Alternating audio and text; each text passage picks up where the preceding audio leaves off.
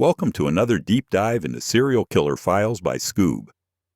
I'm your host, Arthur Morgan, and today we're going to journey into one of the most disturbing yet fascinating aspects of modern criminology: the televised confessions and interviews of Jeffrey Dahmer, the Milwaukee Cannibal himself. What we're about to explore isn't just about the crimes, though they were horrific beyond imagination. Today, we're dissecting something perhaps even more chilling: how Dahmer presented himself to the world after his capture. How does a man who murdered 17 people sit across from a television interviewer and calmly discuss drilling holes into living skulls? How does someone speak about cannibalism with the same emotional range as discussing the weather? Get ready for a psychological analysis that will leave you questioning everything you think you know about evil, remorse, and the human capacity for self-deception. Before we dive into those bone-chilling interview moments, let's set the stage. Jeffrey Lionel Dahmer, born in Milwaukee, Wisconsin in 1960, would become one of America's most notorious serial killers. But he didn't start as a monster. He started as a troubled child in a fractured family. Picture this: a young boy, isolated and withdrawn, watching his parents' marriage crumble around him. While other kids were playing with toys, Jeffrey was collecting roadkill, dissecting dead animals in the family shed. His father, Lionel, actually taught him how to bleach and preserve animal bones, thinking it was just scientific curiosity. How tragically wrong he was. By high school, Dahmer had discovered alcohol, using it to numb whatever darkness was growing inside him. Then came 1978. His graduation year, when he committed his first murder. A hitchhiker in Ohio became victim number one. But here's what's truly bizarre. After that first kill, Dahmer went silent for 9 years. 9 years! Most serial killers escalate quickly, but Dahmer seemed to hibernate his murderous impulses. When he finally resumed killing in the late 1980s, the Milwaukee Monster was born in earnest. His method was as calculated as it was horrific. He'd prowl gay bars and public spaces, luring young men with promises of money for photographs or simply offering drinks. His victims were predominantly young, vulnerable men who trusted the wrong person at the wrong time. But Dahmer wasn't just killing, he was collecting. He wanted to create what he called living zombies, completely controllable companions who would never leave him. When that failed, he'd preserve parts of their bodies as trophies: skulls, bones, photographs. His apartment became a macabre museum of murder. The end came on July 22, 1991, when Tracy Edwards, who was supposed to be victim 18, escaped from Dahmer's apartment and led police back to that house of horrors. What they found defied belief: human remains, skulls, and dozens of Polaroid photographs documenting every gruesome detail. Dahmer confessed to 17 murders spanning 13 years. During his 1992 trial, he attempted an insanity plea, but the jury wasn't convinced. They found him legally sane and guilty on 15 counts of murder, sentencing him to 15 consecutive life terms. He wouldn't live to serve them all. A fellow inmate killed him in prison in 1994. But it's what happened between his arrest and his death that we're really here to discuss. Because Jeffrey Dahmer did something that most serial killers never do. He talked. Extensively. And what he revealed in those interviews was perhaps more terrifying than his crimes themselves. Now let me paint you a picture that still haunts everyone who's seen those interview tapes. Imagine sitting across from someone who's just described in clinical detail how he drilled holes into living human skulls, and their face shows absolutely nothing. No horror, no remorse, not even excitement, just emptiness. This was Jeffrey Dahmer in every single interview he gave. Whether it was his police interrogations in 1991, his courtroom appearances in 1992, or his infamous television interview with Stone Phillips on Dateline NBC in 1994, Dahmer displayed what psychologists call flat affect, an almost complete absence of emotional expression.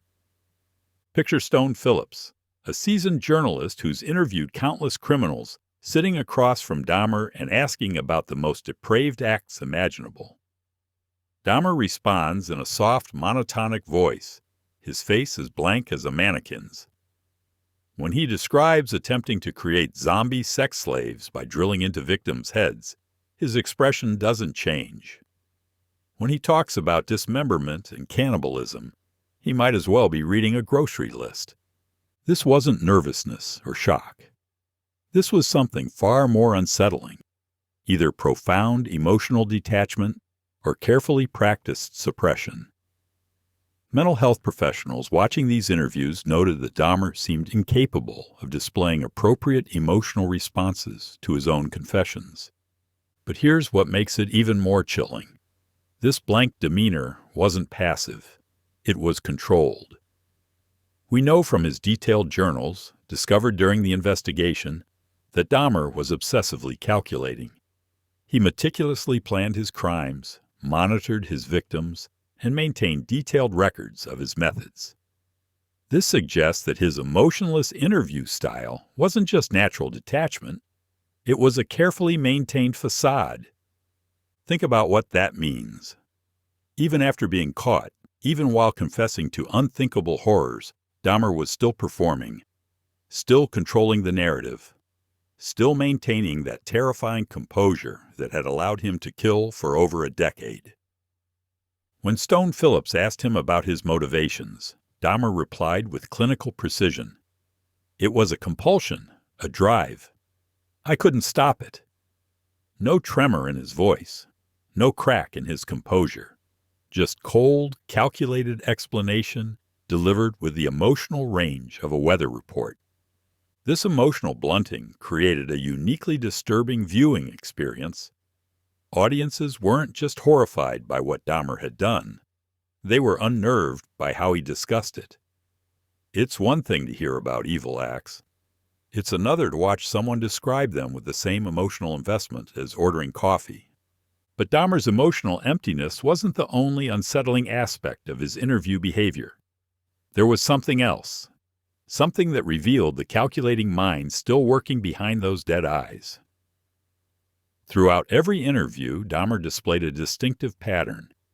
He almost never made direct eye contact with his interviewers.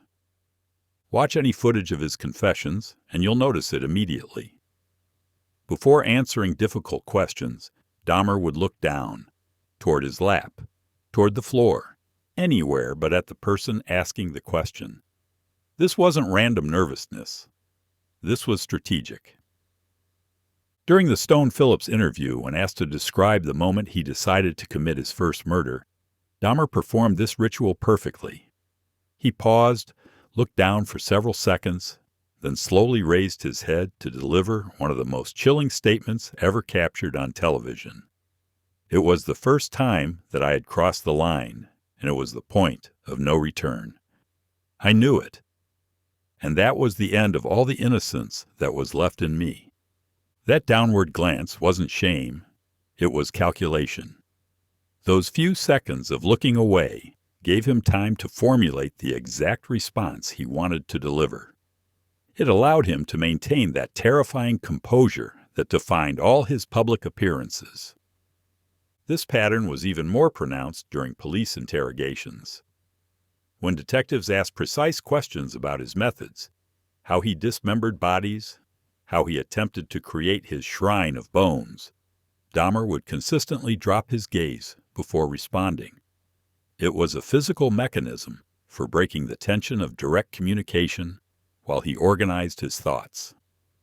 In one particularly revealing moment, a detective asked him directly whether he ever felt sadness for his victims' families.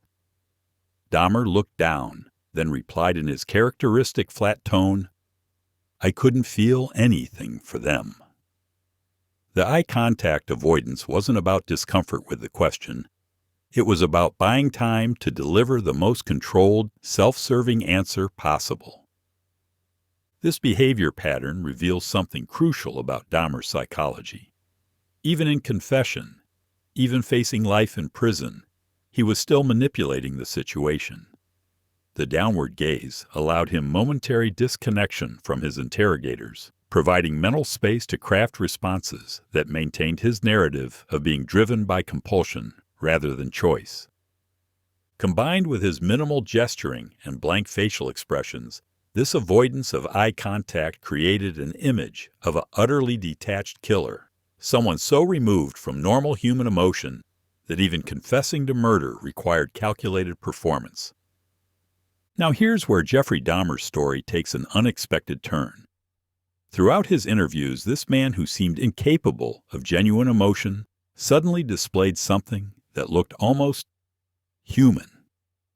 It happened when Stone Phillips brought up a book written by Dahmer's father, Lionel, titled A Father's Story. For the first and perhaps only time in any of his recorded interviews, Dahmer seemed genuinely caught off guard. When Phillips mentioned the book, something shifted in Dahmer's demeanor. His usual rehearsed calm cracked just slightly, revealing what might have been authentic surprise. "It caught me off guard," Dahmer admitted, and you could actually hear something like emotion in his voice. "The insights are what he thought of me as a child." This wasn't his typical clinical analysis or calculated response. This sounded like genuine reaction. What made this moment so significant? Lionel Dahmer's book was a father's desperate attempt to understand how his son became a monster. Published in 1994, it chronicled Jeffrey's life from birth to arrest, detailing all those early warning signs that seemed so innocent at the time. Lionel wrote about teaching Jeffrey to bleach animal bones, thinking it was scientific curiosity. He examined the family dysfunction, his own long work hours, his wife's mental health struggles and medication dependence during pregnancy, the emotional distance that left Jeffrey increasingly isolated. But most importantly, Lionel explored those unsettling childhood behaviors that Jeffrey had hidden so well. The fascination with dead animals, the growing social isolation, the change in personality after a childhood hernia operation. Lionel wondered if these were signs he should have recognized, clues that might have prevented the horror to come. When Dahmer told Phillips that his father's insights were very, very accurate, it was a rare moment of what seemed like genuine self-reflection. Here was a man who had spent years constructing elaborate psychological justifications for his crimes, suddenly acknowledging that someone else had seen through to his core psychology. This reaction suggests that despite all his emotional blunting and calculated responses, some part of Dahmer was still capable of being surprised by external perspective. His father's book forced him to see his childhood through someone else's eyes, and for a brief moment, the mask slipped.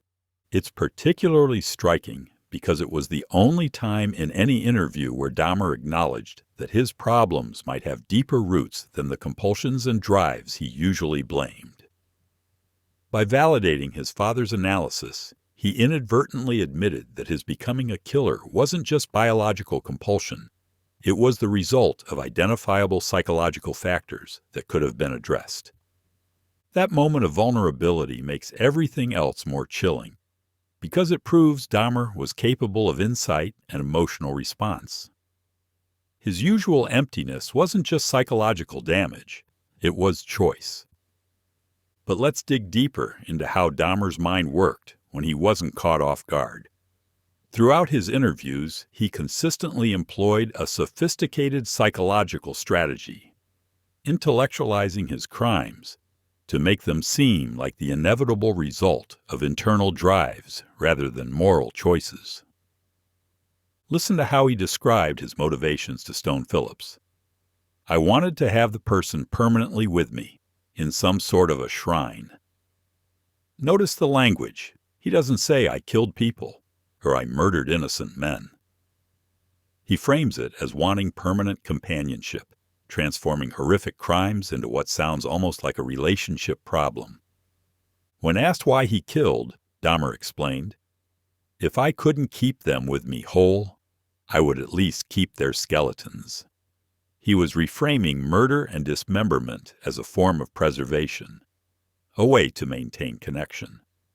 This wasn't an uncontrollable rage or sadistic pleasure.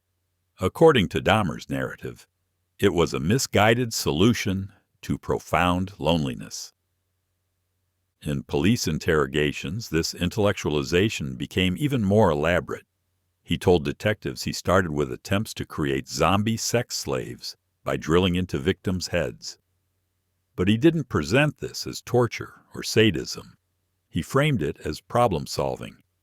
He was trying to find a perfect way to control and possess a victim who would never leave him. This is psychological mastication at its most sophisticated. Dahmer took acts of ultimate violation and repackaged them as attempts at connection. He described wanting to create a permanent living altar of beautiful people, elevating murder to the level of art project or spiritual practice. The brilliance and horror of this strategy is how it removes moral agency from the equation. Instead of admitting to choosing evil, Dahmer presented himself as afflicted by psychological forces beyond his control. He told Phillips, "It was a compulsion. It was a very intense obsession." This framing serves multiple purposes. First, it makes his crimes comprehensible to him. He's not a monster, just someone with an unusual psychological condition. Second, it generates a twisted form of sympathy. Who among us hasn't felt lonely or desired control over our circumstances? Third, it maintains his self-image as fundamentally rational. These weren't random acts of violence, but logical responses to psychological needs. But perhaps most chillingly, this intellectualization allowed him to maintain emotional distance from his victims. By focusing on his own loneliness and desire for control, he never had to genuinely confront the terror, pain, and death he caused. His victims became props in his psychological narrative rather than human beings, with their own lives, families, and futures. When Dahmer said he trained himself to view people as objects of potential pleasure instead of people, he was admitting to deliberately dehumanizing his victims. But even this confession was intellectualized, presented as a psychological process rather than a moral choice. This brings us to perhaps the most unsettling question about Jeffrey Dahmer's interviews. Was his apparent self-awareness genuine, or was it just another performance? Because make no mistake, Dahmer displayed an unusual level of psychological insight for a serial killer. Consider this chilling self-assessment he shared with Stone Phillips. "I don't even know if I have the capacity for normal emotions or not because I haven't cried for a long time. You just stifle them for so long that maybe you lose them, partially at least." This isn't the rambling of a madman. This is a sophisticated understanding of emotional psychology, specifically how suppression of feelings can eventually lead to inability to access those feelings. Dahmer correctly identified a core psychological defense mechanism and its long-term consequences. He showed similar insight when describing his psychological transformation. "I train myself to view people as objects of potential pleasure instead of people." This demonstrates clear understanding of the dehumanization process that enables serial killing, the mental shift from seeing victims as people to seeing them as things. But here's the critical question. Where did this insight come from? By the time of his major television interview in 1994, Dahmer had been extensively evaluated by forensic psychologists for his insanity plea. He'd spent years in prison with access to psychological assessments of his own case. He'd been exposed to expert analysis of his behavior and motivations. So was he demonstrating genuine self-reflection? Or was he simply regurgitating psychological language he'd learned from his evaluations? His articulate explanations of loneliness, control, and emotional blunting might not be spontaneous insights, but rather sophisticated recycling of expert opinions he'd absorbed. This possibility is deeply disturbing because it suggests that even Dahmer's apparent honesty was manipulative. His clear explanations of his psychological state served a purpose. They provided rationalization for the public and courts, framing him as a deeply broken person who lost control rather than someone who repeatedly chose evil. The timing supports this interpretation. Dahmer's most insightful statements came after months of psychological evaluation and legal strategizing. His ability to discuss complex psychological concepts with such clarity seems suspiciously convenient for someone whose defense strategy relied on demonstrating mental illness. But there's another possibility that's equally chilling. Maybe both things are true. Maybe Dahmer was genuinely self-aware and used that awareness manipulatively. Maybe he understood exactly what was wrong with him psychologically and chose to continue anyway. Maybe his insight into his own pathology wasn't evidence of hope for redemption, but proof of just how calculating and controlled his evil really was. If this is true, then Jeffrey Dahmer represents something even more terrifying than a madman driven by uncontrollable compulsions. He becomes a person who understood his psychological problems, articulated them clearly, and decided that satisfying his desires was more important than the lives of 17 human beings. So what do we take away from this analysis of Jeffrey Dahmer's interviews? What does his calm recitation of unthinkable crimes tell us about the nature of evil, the possibilities for redemption, or the limits of human psychology? First, Dahmer's interviews reveal the sophisticated psychological strategies that some killers use to maintain their self-image and manipulate others even after capture. His emotional blunting, calculated eye contact avoidance, and intellectual justifications weren't signs of mental illness. They were tools for managing his narrative. The man who sat across from Stone Phillips wasn't a broken individual overcome by uncontrollable compulsions. He was a calculating person who had spent years developing explanations for his behavior that removed moral responsibility while maintaining his sense of rationality.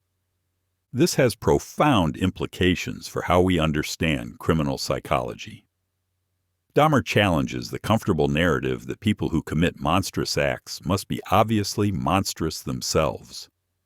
His interviews show us someone who could discuss the most depraved crimes with the calm rationality of an academic lecture. Evil, it turns out, doesn't always look like madness. Sometimes it looks like cold, controlled intelligence.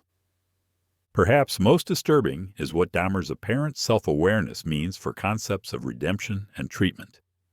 If he truly understood his psychological problems and chose to continue killing anyway, then traditional therapeutic approaches based on insight and understanding become inadequate. How do you treat someone who already understands exactly what's wrong with them, but simply doesn't care? The brief moment when he responded emotionally to his father's book proves that some capacity for genuine feeling remained in him. But that makes everything else more chilling, not less. It means his usual emptiness was largely a choice, a conscious suppression of human empathy in service of his desires. Jeffrey Dahmer died in prison in 1994, killed by a fellow inmate. But his interviews remain as one of the most complete records we have of how a serial killer thinks, justifies, and presents himself to the world. They're a masterclass in manipulation, self-deception, and the human capacity for evil. When you hear someone say they can't fathom how someone like Jeffrey Dahmer could exist, remember these interviews. The truth isn't always madness or uncontrollable compulsion. Sometimes evil is deliberate, calm, measured, and fully aware of its choices. His flat voice, the practiced explanations, the steady stare, they weren't symptoms of a diseased mind. They were the behaviors of someone who'd made peace with monstrous acts and learned to dress cruelty in reason. The most chilling lesson? Evil doesn't always announce itself. It can sit in a chair, speak plainly, and make the incomprehensible sound reasonable. Want to hear what we left out? There are recordings and moments we only play for subscribers. Details that change the story. Download the Skoob app now to get access to the full story. Thanks for listening. Stay alert. Monsters don't always look like monsters.